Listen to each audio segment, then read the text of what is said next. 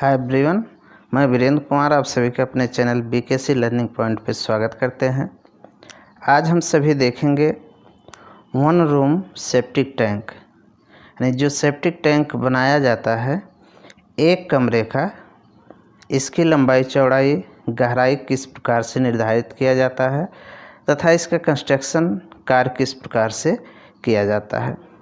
तो सबसे पहले हम बात करते हैं जो हमारा सेप्टिक टैंक होगा उस सेप्टिक टैंक की जो चौड़ाई होती है, यह चौड़ाई 75 सेंटीमीटर कम से कम रखी जानी चाहिए। यानी यहाँ पे जो प्लान दिखाया गया है, इस प्लान में यहाँ से यहाँ तक का जो अंदर का माप होगा, यानी इसके बीच की यह दूरी, यह कम से कम 75 सेंटीमीटर होना चाहिए।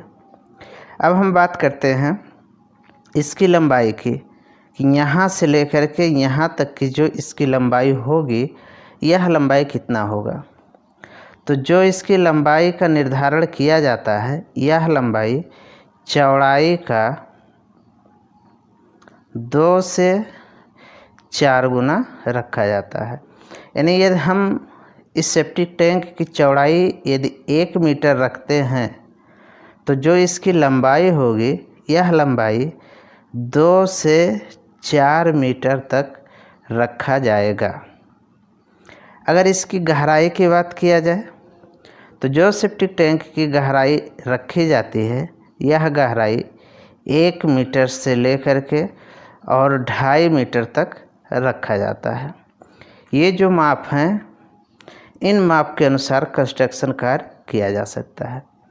लेकिन इन माप के अलावा इन बातों पे भी निर्भर करता है कि जो सेप्टिक टैंक बनाया जाएगा, उस सेप्टिक टैंक के लिए उपभोक्ता की संख्या क्या है। यानी जो सेप्टिक टैंक होगा या सेप्टिक कक्ष होगा, इसका उपयोग कितने व्यक्तियों के द्वारा किया जा रहा है, इस पे भी निर्भर करेगा।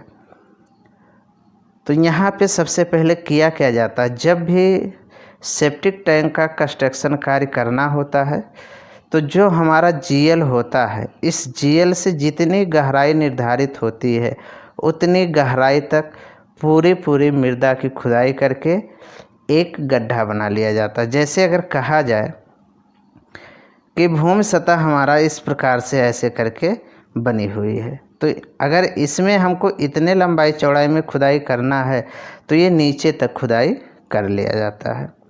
और खुदाई हो जाने के बाद सबसे पहले जितने क्षेत्र में खुदाई किया जाता है, उस पूरे क्षेत्र पे क्या करते हैं कि ईंट के टुकड़ों को डाल करके उसकी अच्छी प्रकार से कुटाई कर देते हैं और भूमि का सतह भी तैयार कर लिया जाता है।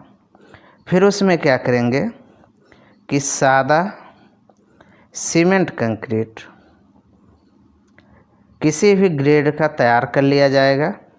जैसे कह सकते हैं M10 ग्रेड का हो गया, M15 ग्रेड का हो गया, तैयार कर लिया जाएगा। जैसे M10 की बात की जाए, तो जो हमारा M10 होता है, यह 1:3:6, यानी 1 भाग सीमेंट, 3 भाग बालू और 6 भाग गिट्टी लिए जाएंगे। इन सामग्रियों को लेकर के मिक्स किया जाएगा और जो भूमि सतह से नीचे तक खुदाई की गई है, उस पूरे सतह पे एक समान बिछा दिया जाएगा। यह हो जाने के बाद चारों तरफ इस प्रकार से दीवार की चिनाई की जाती है, जैसे कि यहाँ पे दिखाया गया है। अगले वाले यहाँ पे सेक्शन देख लेते हैं।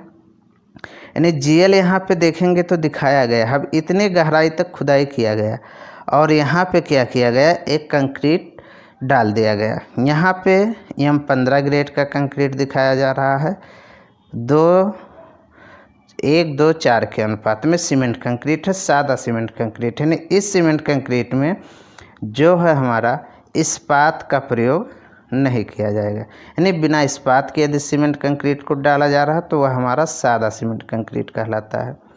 और इसके फ्लक को कुछ ढालू भी कर लिया गया है। यहाँ पे देखेंगे तो इसका फ्लक सीधा ना हो करके कुछ इस दिशा में ऐसे नीचे की तरफ आ रही है, तो यह 1:10 का इस पे ढाल दिया जाता है 1:10। इसमें ढाल इसलिए दिया जाता है कि जब यहाँ से सीवेज प्रवेश करेगा, मानव मल मूत्र जब इसके अंदर आएगा तो कुछ ठोस अवस्था में होंगे और साथ ही कुछ द्रव अवस्था में होंगे। तो ये जो ठोस अवस्था होंगे जब इस कक्ष के अंदर आ जाएंगे तो इनका क्या होगा कि बहुत धीमी गति से अपघटन होगा। इसमें जो हमारा सेप्टिक टैंक होगा इसके बेड पे, यहाँ सतह पे कुछ बैक्टीरिया होंगे।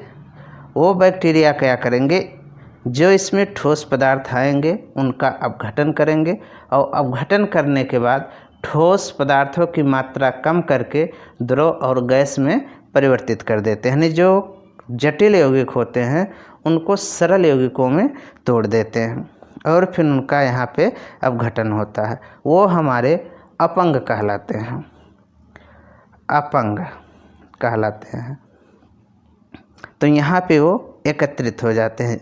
अब बात करते हैं, अगर खुदाई इतने गहराई तक किया गया और यहाँ पे कंक्रीट ब्लॉक डाल दिया गया, यानी सादा सीमेंट कंक्रीट डाल दिया गया, अब यहाँ पे ईंट की चिनाई की जाएगी और यह ईंट की जो चिनाई करेंगे 1 ईंट या फिर 1.5 ईंट की चिनाई करेंगे। यानी जो दीवार की मोटाई रखेंगे वह दीवार की मोटाई 20 सेंटीमीटर या फिर 30 सेंटीमीटर रखेंगे। और इसके बाद क्या करेंगे, जब भूमि सतह तक आ जाएंगे तो इस पे यहाँ पे भूमि सतह से ऊपर एक आरसीसी का स्लैब ढाला जाएगा।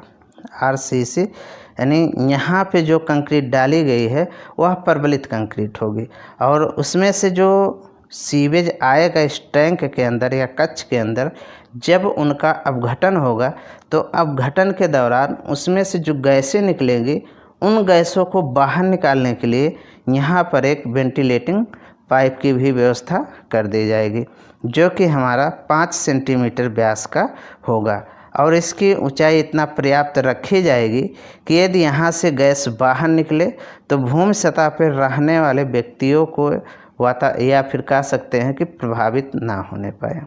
तो इस प्रकार से इसका निर्धारण किया जाएगा।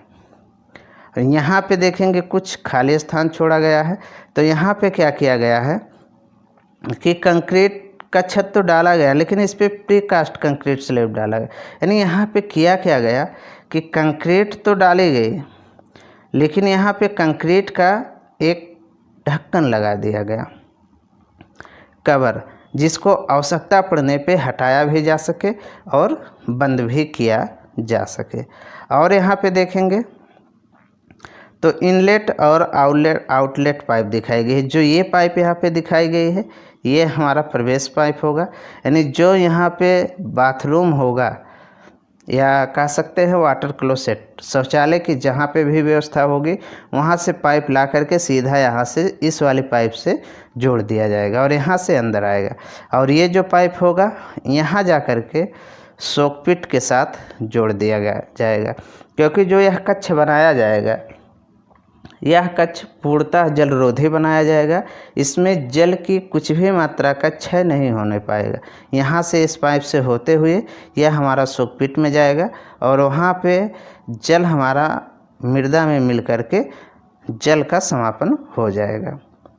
तो ये हमारा था एक कक्ष का सेप्टिक टैंक। अगर बात किया जाए तो 1 मीटर यदि इसकी चौड़ाई रखते हैं तो कह सकते हैं कि 15 से 20 व्यक्तियों के लिए यह उपयोगी है। यानी 15 से 20 व्यक्ति यदि इसका उपयोग करते हैं तो यह काफ़ी समय तक चलता रहेगा।